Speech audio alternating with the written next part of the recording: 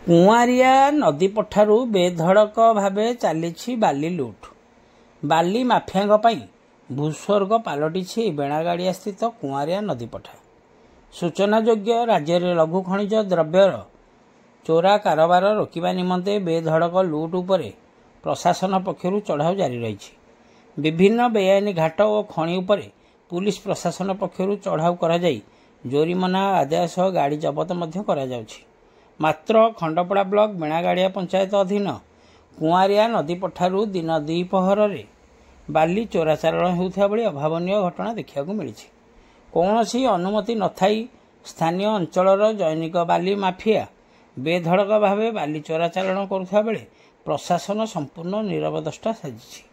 ଏ ନେଇ ସ୍ଥାନୀୟ ବାସିନ୍ଦା ଅଭିଯୋଗ କଲେ ମଧ୍ୟ କୌଣସି ସୁଫଳ ମିଳୁନଥିବା ଜଣାପଡ଼ିଛି।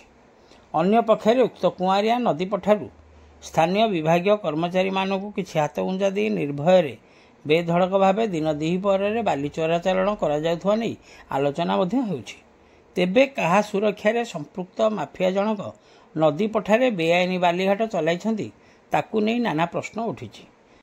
ଜିଲ୍ଲା ପ୍ରଶାସନ ପକ୍ଷରୁ ତୁରନ୍ତ ଏ ଦିଗରେ ପଦକ୍ଷେପ ନେବାକୁ ସ୍ଥାନୀୟ ଅଞ୍ଚଳବାସୀ ଦାବି କରିଛନ୍ତି। ଦେଖିବାକୁ ବାକି ରହିଲା ଆଗାମୀ ଦିନରେ ଏହି ଚୋରା ବାଲିଘାଟ ପ୍ରତି କି ପଦକ୍ଷେପ ନିଆଯାଉଛି। ଖଣ୍ଡପଡ଼ାରୁ ସନ୍ତୋଷ କୁମାର ସାହୁଙ୍କ ରିପୋର୍ଟ, ଖଣ୍ଡପଡ଼ା ଖବର।